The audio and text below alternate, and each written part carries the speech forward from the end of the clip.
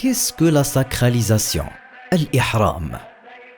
Au moment de la sacralisation, tous les gens portent les mêmes vêtements et ont la même apparence, sans distinction de couleur et de nationalité. Au contraire, ils les abandonnent afin de remémorer que la supériorité des uns sur les autres est en fonction de la piété. Or, l'adoration est exclusive à Allah et c'est lui, glorifié soit-il, qui agrée les œuvres. Ils stationnent sur une même terre, invoquant et suppliant Allah.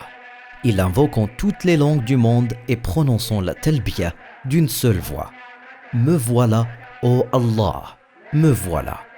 Labbaik Allahumma labbaik. En se sacralisant, la personne doit s'abstenir de certaines choses permises afin d'entrer dans l'adoration du Hajj ou de la Umrah. La sacralisation s'accompagne de la formulation orale de l'intention, que ce soit pour le Hajj ou la Umrah, et du début de la Talbiya. La sacralisation doit s'effectuer dans les lieux que le messager d'Allah, qu'Allah le couvre d'éloges et le protège, a définis, appelés mawaqit, et qui diffèrent selon la provenance du pèlerin souhaitant accomplir le Hajj ou la Umrah, qui seront à la maison sacrée d'Allah.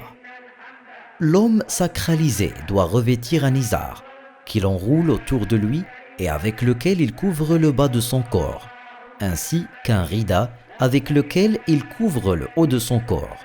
Il est prescrit à l'homme sacralisé que ses vêtements soient de couleur blanche.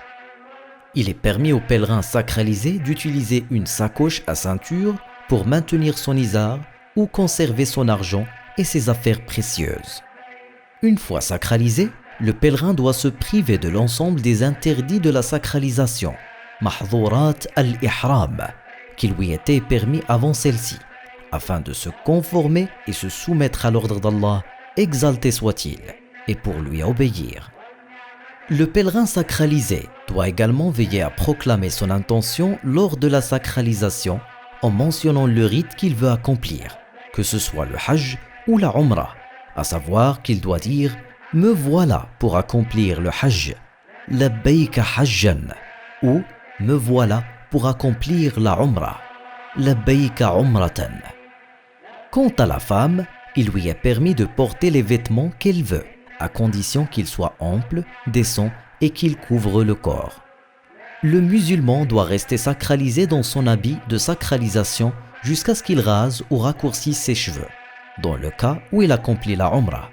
Mais s'il accomplit le Hajj, il retire alors son habit de sacralisation suite à la désacralisation mineure qui a lieu le jour de l'Aïd, après avoir achevé un ensemble des rites de ce jour, tandis que la désacralisation majeure a lieu après avoir complété le tawaf de déferlement et le sa'i.